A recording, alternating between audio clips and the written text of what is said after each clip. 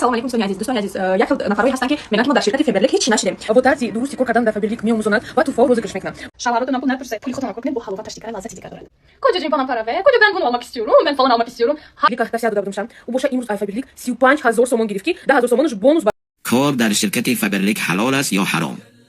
کار در شرکت فیبرلک و امثال آن یا چطور میگویند ستوای مارکتینگ همچنین ترغیب و تشویق کردن دیگران به آن حرام و ناجایز است.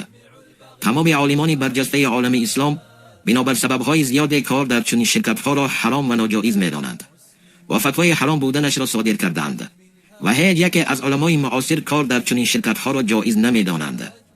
برادران و خواهران مسلمان تاجیک، کار و فعالیت کردن در شرکت فیبرلک و امثال آن طبق شریعت اسلام حلال نیست، زیرا در چنین شرکت‌ها شرط‌های عجیب و غریب وجود دارد که کاملا مقابل قانون‌های خرید و فروش اسلامی میباشد. در چنین شرکت‌ها خرید و فروش با شرط انجام می‌شود. چنین خرید و فروش‌ها حرام هستند و در تمام کتاب‌های فتوا حرام بودنشان درج شده است. در حدیث روایت است که پیامبر خدا صلی الله علیه و سلم از خرید و فروش با شرط منع فرمودند. بنابراین چنین خرید و فروش با شرط در شریعت ناجایز و پرهیز کردن از آن واجب است. برادران و خواهران گرامی، باید ما لقمه حلال داشته باشیم و فرزندانمان را با لقمه حلال به وی رسانیم تا تربیت آنها خوب باشد. وقتی که طعام ما حرام باشد کجا دعای ما اجابت شود؟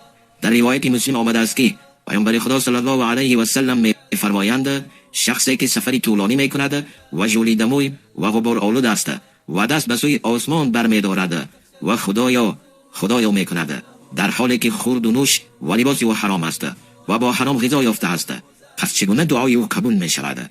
مواظب حیات دو روزه خود باشید.